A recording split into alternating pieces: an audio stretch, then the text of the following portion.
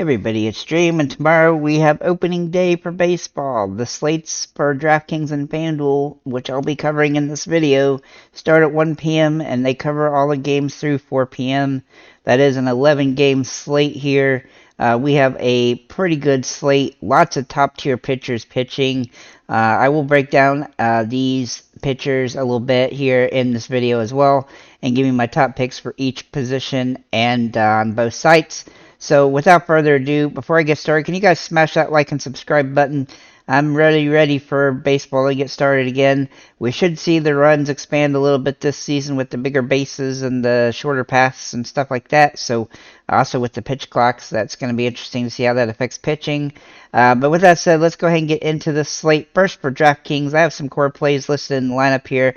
I will talk about each player as I go through. I'm going to start with the pitchers here. However, we're going to start with Jacob deGrom for the Texas. He is a core play.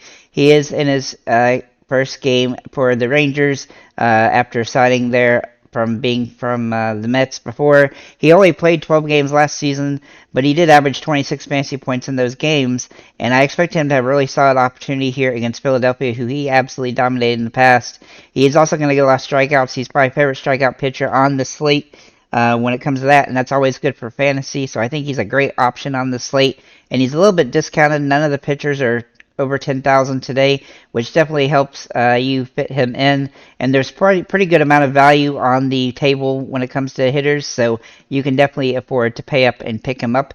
I think he's a great play, and he is a core play for me on this slate.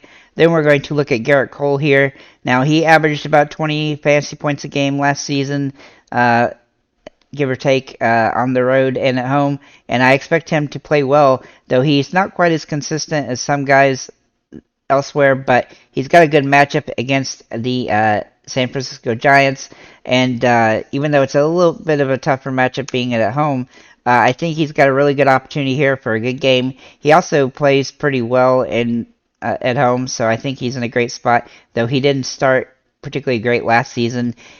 He does get a lot of strikeouts, which is also a bonus, so he definitely has some upside, but he's just a little bit less expensive than DeGrom as well. Then we're going to look at Max Fried. Now, I don't love Max Fried, but I do think he's okay today. He should have some good opportunity here against Washington, who he's been pretty good against in the past. He had a pretty good season last year, but he was a little bit inconsistent. But he doesn't really get too many. He doesn't give up too many earned runs most of the time, and he does get a decent amount of strikeouts. But he's a little bit wonky on the strikeouts. He goes through stretches where he doesn't have great strikeout stuff. But as for this situation, I think he's got 25 to 30 fantasy point upside here. I really, if he could get some more strikeouts, then I would definitely be more confident. But I think he's at 100% now, and he looks like he's in a really good spot to have a good year again. The only, being that he's pretty cheap at $8,100, it definitely gives him some upside. But the strikeouts are a little concerning since everybody else on the slate is a little bit better strikeout-wise than him. Then we're going to look at Blake Snell, and I don't really, typically go too deep on pitchers, but with the value plays the way they are today, they are worth taking a look at. Blake Snell has had two really good games against Colorado last season at home, against Colorado, and he didn't do so good against Colorado in Colorado, but that's always kind of how that goes. He does get a decent amount of strikeouts, which definitely gives him some utility here. I don't expect him to have like a 40 fantasy point game, but getting in the mid-20s to low 30s is definitely possible here. And he does have decent stuff, so I think he has the ability here. And Colorado really just doesn't have a ton that's going to be too much of an issue. So I think he's in a great spot and should have an opportunity to have a good game here. Then we're going to look at Shane McClanahan. For Tampa Bay, he's just in an overall great matchup against Detroit. And while I don't really love him as much as I like some of the other players, he's definitely a good value option with his price. But he finished the year off last season pretty inconsistent, despite playing pretty well for most of the year. I expect him to bounce back and do pretty solid. He averaged 19 fantasy points against Detroit last year. I look for a similar potential outing here. Both him and Snell come in as decent value plays on this slate. Then we're going to look at our catchers, and we're going to start with our top pick here as a core play in Travis d'Arnaud. Now, Corbin has really stunk all last year, and I look for Atlanta to start the season hot versus him. Travis faced Corbin 3 times last season as well, and he had 16, 17, and 8 fantasy points. If he does start or hits the DH, he'll be a great play on the slate, and he becomes a core play if he does start. The higher up in the lineup he is, the better as well. I do think he's in a great opportunity to have a good game. I'm also going to take a look at Adley Rutschman here for Baltimore. Now, he is a top play as well, though he is priced up quite a bit, which is a little bit of a disappointment. I was hoping he'd be a little bit cheaper than this on DraftKings, but he is still a pretty good option, especially going up against a pitcher who doesn't do well against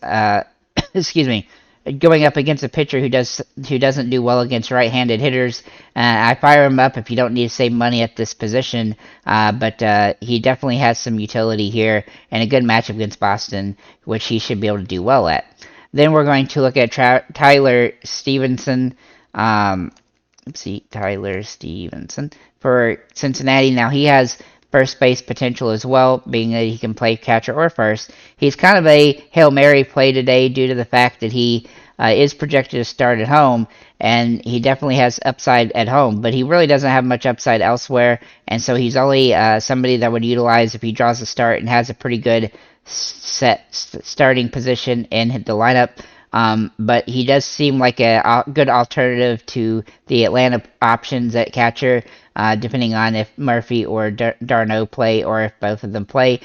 He's just kind of a secondary option from them, but I don't really think he's a must-play by any stretch of the imagination, but he is a decent option at a decent price. Then we're going to look at Sean Murphy for Atlanta. He also looks like he's in a really good spot here. Now, he played for Oakland last season, obviously, but he did well against Washington in his few games versus them. He is a good contrarian option if Travis doesn't play, or if you want to save money and go off Travis. Corbin was rough all last year, and he's bad versus all the hitters, so I look for Atlanta to have a good game. They're also a team that you could potentially stack, and so if you like either one of those guys, they're both good options as a value play from Atlanta. Then we're going to look at first base, and we're going to start with Matt Olson for Atlanta here against Corbin. Now, obviously, his price is pretty good. It's a little bit lower than what it was most of the last season, and he's got a good matchup here against Corbin. I expect him to have a really good option, and he becomes a top-tier play on the slate. Then we're going to look at Vinny Pasquantino from Kansas City. Sorry if I'm butchering your name here, against Lopez, who's not a great pitcher against lefties. He showed at the end of last season he had good upside here and as a hitter, and his price isn't as ideal as I'd like it to be, since he's only $200 cheaper than Olson, but he's a good alternative to Olson, and he's got a good matchup from a lefty versus pitcher situation. Then we're going to get a look at Yandy Diaz. Now, he also looks like a secondary play here, and he can also play third base if you really want him to. He definitely has some utility here. He's not quite as ideal as Vinny is above or Olson, and he's priced a little bit higher, but he's a good alternative if you just want to be contrarian for your GPP lineups. He'd definitely be somebody that would take in consideration from that perspective. He could also play third, which definitely gives him a boost as well. Then we're going to look at Choi from Pittsburgh. Now, he's got a good matchup here against Cincinnati and a plus matchup park. The risk here is that Green does throw good hard stuff, but if anybody's going to hit a home run off Green, he's definitely somebody that could potentially in this game. He's kind of not a great hitter, but he does have some power, so I do look for him to have a decent opportunity here to have a good game. He's a little bit riskier than some of the others, but he does seem like a value play due to his price. But he's borderline a Hail Mary play on this particular slate, especially with good, decent price players available at this position. And then I'm also going to mention Ryan Mountcastle as a good alternative to the secondary plays, or to Olson as well, though he's a lot more expensive. He has decent matchup here, and he's got a good park bonus, and he does play well in these types of situations. He averaged 7 fantasy points a game against Boston last season in 19 games, and I think he'll be in that range as well for the most part this season, and so I really do like him as well. At second base, we're going to start with Ozzie Albies. Now, Albies is my top play from this position, and he's a core play. He's priced under what I expected. Now, he is coming back from injury, so you do have to take that into consideration, but he's a solid player, and he won't be priced down like this for long, and so I think he's a must-play almost on this slate. He should be fully back ready to go, and he's got a good game here against Corbin as well, which definitely gives him some upside. He's not a big home run hitter, but that doesn't, he should be able to draw some RBIs in this game, and at his price, that's just a great price for him on this slate. I didn't love a lot of the other options at second base, but Cronenworth is also one guy to consider. He's had really good games against Colorado, and he's even been okay here against Colorado at San Diego, and so I do think he's got a good matchup. Plus, he's a lefty versus Marquez, who's not that great against lefties, so I think he's in a really good spot, and I think he's a viable option as a secondary play. And then I do have a Hail Mary play at this position if you just really want to save a lot of money. Go down to Isaac Paredes. He has some interesting upside here, despite it, being under pretty low price. He does feel risky, but he is a Hail Mary option. He definitely has some good upside here as from a potential perspective. And I don't think that Tampa Bay is a bad team to potentially look at as to fill in some cheaper options, simply because they do look like they have a good set. They do have some good upside on the slate. And so I think he's somebody that would definitely have some utility. Obviously, I hope he would start, in the mid part of the lineup probably. So we'll have to wait and see where he starts, but he definitely has some utility on the slate. Then we're going to look at third base, and my top overall player on the slate really is Rafael Devers. He's absolutely a great hitter.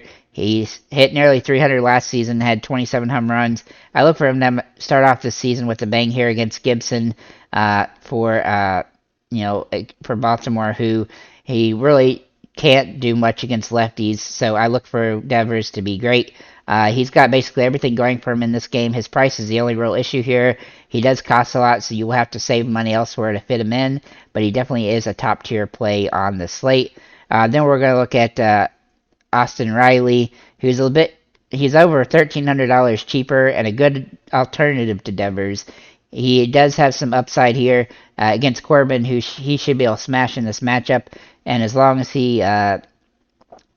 Atlanta looks like they're going to score a bunch of runs as one of the top stackable teams on the slate, he definitely is a good alternative to Devers. Both Boston and Atlanta are projected to score a lot of runs at top two on the slate, so you would feel comfortable with either one of those guys as your starting third baseman today. Unfortunately, you can only use one of them, so I definitely think either one of them, depending on your price range and how you want to utilize your other players, will be how you want to look at that. You could also technically put Yandy Diaz here and Isaac Paredes, but I don't necessarily recommend it. But I do have a Hail Mary option here, and Brendan Donovan.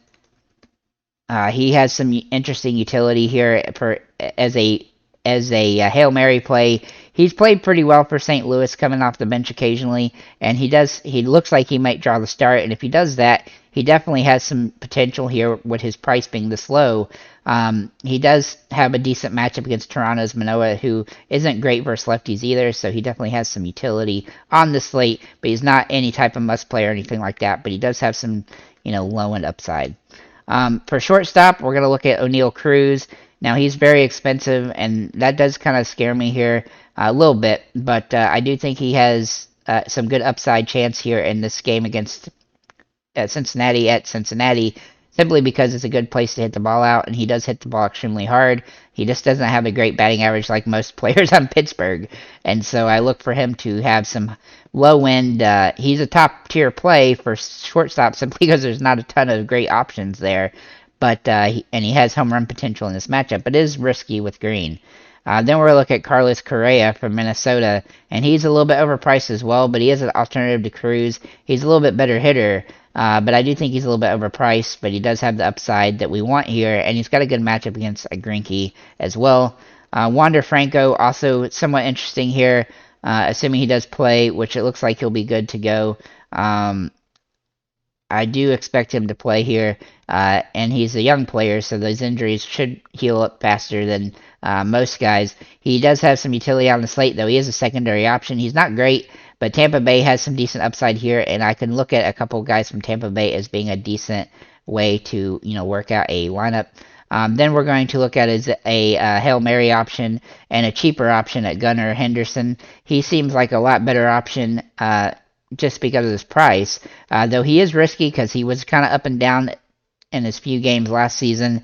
He is a little bit risky there, but he does have the power to hit home runs, and so I look for him to hopefully come out of the gate swinging hard.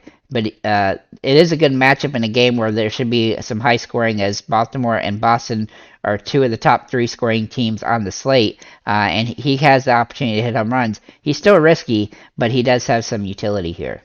And then for outfielders, now I have one core outfielder in TJ Friedl. He's just underpriced for his potential here. He's at home versus a subpar pitcher, and he feels like one of the best value options on the slate. So I do think he's a good core play for this one. Then we're going to look at Juan Soto for San Diego, and assuming he does draw the start, which it looks like he will be, he should be good to go here, and he has good potential for this season. He should be able to get over 30 home runs this year, I think, and he's got nice upside, though he is priced up. Though he's a little bit cheaper than some of the other options like Acuna and Buxton, who are a little bit more expensive, so he definitely has some utility here at that price. Acuna obviously is a great option on the slate. He is risky in that he didn't really find his groove last season back from injury, but he looks like he's back to 100% now, and he should be in a solid spot to start the year off well. I look for him to have a good opportunity to have a big season, and he's got a nice first matchup against Corbin. As for Byron Buxton, he's got a great alternative to Acuna or Soto as well if you want to utilize him. He's a little bit safer than Acuna since you know kind of what you're going to get with him, and he's got a great matchup against Greinke, and so I look for him to be but he is a little bit more expensive as well, so I look for him to be a great option on the slate regardless. Then we'll look at Jake Fraley for Cincinnati. He's just in a great spot here against Pittsburgh, who he absolutely crushed last season. I almost made him a core play only for the fact that he sometimes, he's kind of a power hitter to a degree. He didn't play a ton of games. Well, I guess he did. He didn't play the whole season, but he did play really well when he did play, and he has good stuff and good upside on the slate. His price is about where I'd want it to be. I wish he may be a couple $100 cheaper, around $4,000, but at $4,200, he's definitely capable to be being used on the slate as a good value play. Then we're going to look at Cedric Mullins for Baltimore. Now, he's in an interesting spot here because of his price. He's a little bit more of a secondary play, which you could come down from Buxton and Acuna if you really wanted to. But he does carry a little bit more risk due to his price being a little bit higher than those guys, or being a bit higher than I'd like it to be. I would like him to be right under 5,000 to really make him useful here. He doesn't have the consistency that some of the other guys have, but he does have he does have games where he does have big games, and this is a situation where I do like him against Kluber. Then we're going to look at Yoshida from Boston. Now, he is going to be in his first MLB game here. Now, he did play great in the World Baseball Classic for Japan, and he helped lead them to victory here. And if he can continue that success here, he could be the steal of the slate, as he's only $4,400. He is very risky, though, as he really wasn't a great defensive player in the Japanese league. So we'll have to wait and see how he goes. But his price is pretty good. I don't think he's a great play. I do kind of feel like he's a Hail Mary play due to his price being higher. If he was a lot cheaper, I would definitely load him up just for a shot for having that first, hit great play. And he's also a lefty, which definitely gives him some benefit here against Gibson as well. Then we're going to look at Jack Sawinski, for Pittsburgh. He's very risky today against Green from Cincinnati, but he's in a good matchup when it comes to the park he's in, and he does have the ability to smack balls out. But again, like most Pittsburgh players, he does have a low batting average, so he's kind of a type of dude that you want to hit a home run or you don't really want to use him. But he is a Hail Mary play, and so he's somebody to take in consideration here. And then finally, Alex Verdugo for Boston. He's just a good value play on the slate at $4,000. He's a good alternative to some of the other options at value if you want to go up, to somebody else. He's a lefty against Gibson, which is also a nice bonus. I think Boston will be one of the highest scoring teams on the slate, so he is somebody to consider. And he's a good alternative to Yoshida, too, if you prefer a little bit of somebody that you're used to utilizing in fantasy, which he tends to be a decent fantasy player. So with that said, that's what I have for DraftKings. I will get over here to FanDuel now. Now, I will kind of just tell you that the scoring is a little bit different for pitchers here on FanDuel. You only have one pitcher, and then you also only have one of catcher or first baseman, but you can also put a utility player of any position at the bottom here, outside of pitcher at least. And so you can have one pitcher, and then we can mix and match, catchers and first baseman together for one position, and then we have a utility spot that you can put anybody in. And I actually have a good theory today for this slate. Also, the way base hitters are priced on FanDuel are much tighter than they are on DraftKings, and so I do think that you're more capable to use a bunch of star players than you are on DraftKings, just because of the prices being a little bit tighter than they are over there. With that said, if I look at this slate, I'm going to go ahead and get started with the pitchers. I do have some core plays listed on this board here, as you can see, but I'll get to those as I get through them. But for the pitchers first, we're going to start with Corbin Burnes at $11,000. He is the highest expensive player at pitcher, and he does have 2 games over 40 fantasy points last year versus the Cubs. I love him here in a nice matchup. He definitely has good stuff, and he looks like a great spot option here, especially with the strikeout potential. Garrett Cole also looks really good on this slate, a little bit riskier than Burnes, as he has a few games under 20 fantasy points all year last season. Only a couple games under 20 fantasy points all year last season, sorry. He has good numbers at a pitcher's park. It gives him some good upside here. He's just a little bit riskier than Burnes or DeGrom, who's a little bit cheaper even, and has just as much strikeout potential. Jacob DeGrom, though, he is probably my favorite play on the slate from pitching perspective. He is priced up quite a bit, but he throws a lot of strikeouts, and in last season he didn't play a ton of games, but he's got a good matchup against Philly on opening day, and I look for him to have a lot of strikeouts in this one and have some good utility. I do apologize if the video is cutting off the name at the top a little bit, but it's just the way I couldn't get the browser to really fit just right. As for Max Fried, I think he's in an interesting spot here against Washington. He's a little bit more inconsistent than some of the other players that are available, but his price is a little bit cheaper, and he's a decent contrarian play as a result of his price. He has good stuff, and he does have the opportunity to get some strikeouts here, though he doesn't get quite as many as some of the other options. But Washington doesn't look like they're going to be all that great this season, so I look for him to have a good opportunity to have a good matchup here. And he is a guy that will hopefully look like a Cy Young player throughout the season. And then Blake Snell, finally, he's also a good option here against Colorado. He's been good in games versus San Diego last season, against Colorado last season at San Diego. I look for more of the same here. He played well in those games, and he's got some good upside as a result of that situation. Then we're going to look at our catchers and first basemen. Now, I have quite a few guys here listed. I have Freddie Freeman and Olsen as 2 good top-tier plays at their price points, $3,700 and $3,900. I think both of them have good utility on this slate. I'm sorry, not Freddie Freeman. I don't know why I'm talking about him. He's not even available on the slate. But Matt Olson is the top play from this position at first base. He has a good upside in this matchup here against Washington, and Corbin, who's not a very good pitcher, and I look for him to have a dominant game here. Benny Pasquanto also looks like a really good spot here, though he's a little bit risky. He's a good alternative to Matt Olson. He's a couple $100 cheaper, and like I said, the pricing here is a lot different than it is on DraftKings, so you look for guys like this who can get some scoring across the board, and he's definitely somebody that did well last season at that. Adley Rutschman is my favorite catcher on this slate here on FanDuel, as he has some good upside, though he's a little bit risky because he does tend to be bang or nothing, and he's got a lot of games over 20 fantasy points, but he's out of a bunch of zeros as well, and so he's a little bit risky, but he is a value play on the slate at his price. Ji-Man Choi, for Pittsburgh. Sorry if I butchered your first name. He has some utility here. He is risky, though, due to his batting average, but he does have some upside on this matchup, and I think at his price, he's definitely worth taking a look at. Also, Ryan Mountcastle for Baltimore. I feel like he's a little bit underpriced for this matchup, and so I like his potential here, as Baltimore is a team that should do pretty well, and as a right-handed batter, he should have some utility here. And then Yandy Diaz, he is a good Hail Mary option here for this position. He could also play third base as well. He's just got some good utility. He's risky, though, but he does have some upside, at least some limited upside at his minimum price. So I definitely like Troy better, but I think Diaz has some Hail Mary potential on this slate.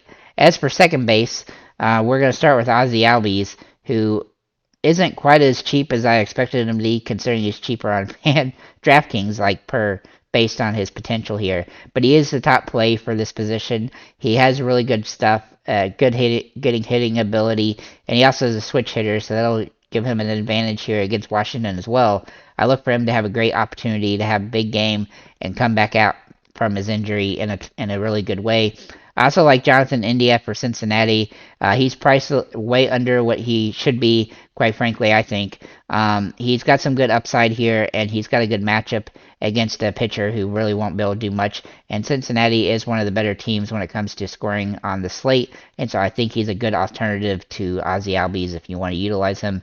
And then Brendan Donovan, he's also somebody I like as a good alternative, kind of a value play, almost a Hail Mary play. If he draws a start, though, he'll be a great option on the slate, especially at this near minimum price point. Then we're going to look at our third baseman. Now, I have two core plays at third base, and so you can utilize them at third base and utility, and that's Devers and Austin Riley. Both these guys have tremendous amount of upside in their matchups, and I really do think both of them are definitely worth trying to fit in your lineup today. They just both have great opportunity. They aren't priced all that high. I mean, there's a couple guys at outfield that's actually priced higher, and so I look for them to be great options on the slate, and guys that are near must plays. But if you want an alternative value play here, Gunnar Henderson would be one. He's pretty cheap at $3,300, so he's a good value play here. Though he's a little bit risky because he's really up and down at last season, and he had a bunch of zero games, throughout the year. But he does have some some Hail Mary value, as does Jose Miranda, who's just way cheap here on FanDuel, and he does have some potential, though he's a little bit risky like just many of the other guys. He definitely has some utility here as a cheap Hail Mary option on the slate. Then we're going to look at shortstop and O'Neal Cruz. He's just way too cheap for this slate. He hits the ball really hard, and he does do pretty good on fantasy, despite the fact that he's got a bad batting average most of the time. I think he's in a really good spot against Cincinnati. And while Green does throw the ball hard, I think if O'Neal Cruz can get one of them, he'll probably launch it. And so he's definitely somebody I think you have to consider on FanDuel, especially since you can fit him in quite nicely with this pretty decent price, and it gives you a lot of utility and upside in this matchup. But I'm also going to take a look at Carlos Correa here, who's almost identical in price. He's actually just a better hitter, a little bit more consistent, but he does have home run potential as well, and he definitely has some good stuff for this game, but he's not quite as safe as I would like him to be, and that makes it, and he's still a pretty good option as a good secondary play. And then a third string option for you as well is Wander Franco. Now, he is a little bit risky in this matchup, but he definitely has some utility here if he plays. His price is cheap enough that he's definitely worth taking a look at, and a nice plus matchup against Detroit, who really won't be able to stop him or anything. So I think he's a great option on the slate. And then for the outfielders, my first player I'm going to mention is going to be my core play in TJ Friedl. He's just way too cheap, assuming he does play or start here. He should be in a great spot to have a good game. He looks like should be back from the little injury he got in the Cactus League, and he's got some good upside for this matchup. He's not somebody I typically want to utilize when he's not at home, but he is at home, and he's going to get bad pitching, so I look for him to be a great option on the slate. Then we're going to look at Juan Soto. Now, he is a top-tier play on the slate, though he is pretty expensive for FanDuel. He is somebody to consider here. He should be back, and as long as he's at full health, then he would definitely be somebody I would consider in my lineups. Ronald Acuna also looks like he's in a great spot here. His price is a little bit cheaper than Soto, and he has some nice utility here. He is a little bit risky due to his coming off of injuries and stuff.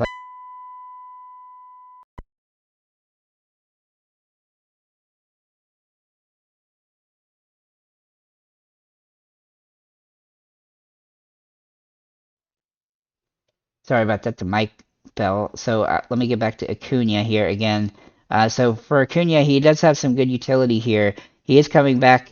He should be full strength now, 100% to start the season. He has some big time upside, though he does have a pretty low floor due to the fact that he didn't really ever get in a good groove last season, but I look for him to have a really good groove this year. Now, Byron Buxton looks like a great play on the slate. He's a little bit underpriced as a top tier option here at $3,500. So I think he's in a great spot to have a good game, and I look for him to be a top tier option on the slate.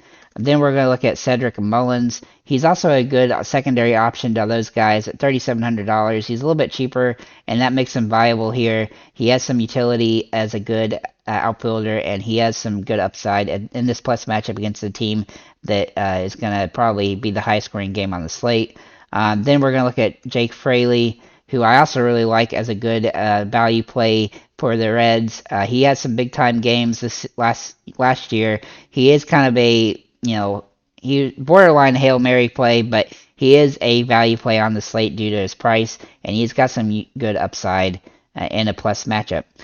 Brian Reynolds, despite the fact that he has a low batting average, he does have some big time potential, especially in Cincinnati, where he had two really big games against them, and he should have an opportunity here to have another one, though his price isn't ideal, so he is a Hail Mary play. Jack Sawinski, also a good value play, Hail Mary play rather, because he has, big swing potential like most players on Pittsburgh. They all seem to just swing for fences. And this will be a game where it could be interesting for Pittsburgh simply because Green is a hard throwing pitcher, and if they can connect on some of those, then they should have some good opportunity.